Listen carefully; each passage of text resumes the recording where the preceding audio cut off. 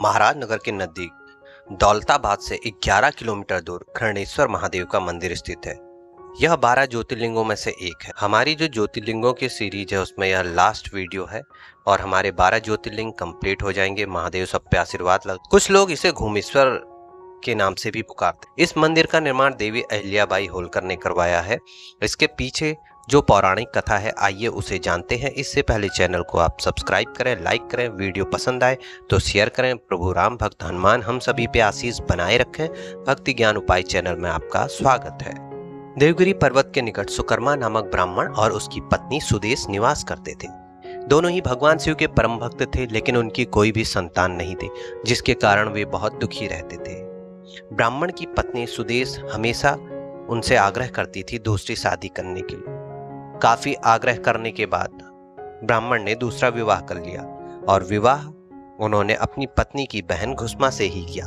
वह भी शिव की परम भक्त थी। शिव के आशीर्वाद से उन्हें एक पुत्र की प्राप्ति हुई। उनका मान बढ़ा, लेकिन समय के साथ साथ दोनों बहनों में आपस में ईर्ष्या होने लगी।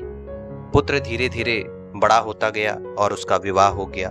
यह सब देख के सुदेहा के मन में और अधिक ईर्ष्या पैदा हो गई, जिसके कारण उसे पुत्र का अनिष्ट करने की ठान ली। एक रात्रि में जब सब सो गए, तब उसने घुस्मा के पुत्र को चाकू से मारकर उसके शरीर के टुकड़े कर दिए और उन टुकड़ों को सरोवर में डाल दिया, जहां पर घुस्मा प्रतिदिन पार्थिव लिंग का विसर्जन किया करती थी। शव को तालाब में फेंककर वह आराम से घर में आके सो गई। रोज की भांति जब सभी लोग अपने कार्यों में व्यस्त हो गए और नित्य कर्म में लग गए, तब सुदेहा भी आनंद पूर्वक घर के कामकाज में जुट गई। परंतु जब बहू नींद से जागी तो बिस्तर को खून में सना पाया तथा मांस के कुछ टुकड़े दिखाई दिए। यह भयानक दृश्य देखकर व्याकुल बहू अपनी सास घुस्मा के पास जाकर रोने लगी और पति के बारे में पूछने लगी और विलाप करने लगी। सुदेहा भी उसके साथ विलाप में शामिल हो गई, ताकि किसी को उस पर संदेह ना हो। बहू के रोना सुनकर घुस्मा जरा भी दुखी नहीं और अपने नित्य पूजन व्रत में लगी रही। वहां सुधर्मा भी अपने नित्य पूजा कर्म में लगे रहे। दोनों पति पत्नी भगवान का पूजन भक्ति के साथ बिना किसी विघ्न चिंता के करते रहे। जब पूजा समाप्त हो गई, तब घुस्मा ने अपने पुत्र की रक्त से भीगी सैया को देखकर, यह विभत्स दृश्य देखकर भी उसे किसी प्रकार का डर नहीं उत्पन्न हुआ, ना ही उसने कोई विलाप किया। उसने कहा, जिसने मुझे पुत्र दिया है वह शिव उसकी रक्षा भी करेंगे।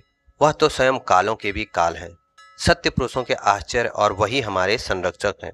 अतः चिंता करने से कुछ ना होगा।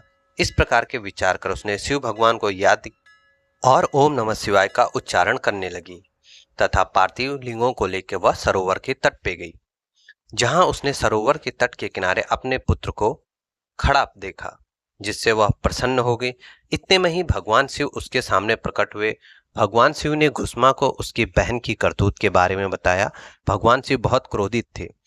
उन्होंने उसे त्रिशूल से मार डालने को कहा, परंतु घुस्मा ने श्रद्धापूर्वक महेश्वर को प्रणाम करके कहा कि सुदेहा बड़ी बहन है, अतः आप उसकी रक्षा करें, उसे क्षमा करें। घुस्मा ने निवेदन किया कि मैं दुष्कर्म नहीं कर सकती और बुरा करने वालों की भी भलाई करना ही अच्छा माना जाता है। भगवान शिव घुस्मा की भक्ति को देख के बहुत प्रसन्न हुए। उन्होंने कहा, तुम कोई और वर मांग सकती हो। इस पर घुस्मा ने कहा, हे महादेव, मुझे वर देना ही चाहते हैं तो लोगों की रक्षा और कल्याण के लिए आप यहीं सदा निवास करें। घुस्मा की प्रार्थना से प्रसन्न महेश्वर शिव जी ने उस स्थान पर सदैव वास करने का वरदान किया तथा तालाब के समीप ज्योतिर्लिंग के रूप में वह वहां पर वास करने लगे और घूमेश्वर के नाम से प्रसिद्ध हुए। उस तालाब का नाम भी तब से शिवालय हो गया। इस प्रकार हमारे 12 ज्योतिर्लिंगों की सीरीज समाप्त हो गई है। 12 वीडियो चैनल में पड़े हैं, आप इन्हें देखें। महादेव आप सब पे कृपा बनाए। जल्द ही मिलते एक नई वीडियो पे। धन्यवाद। जय श्री राम।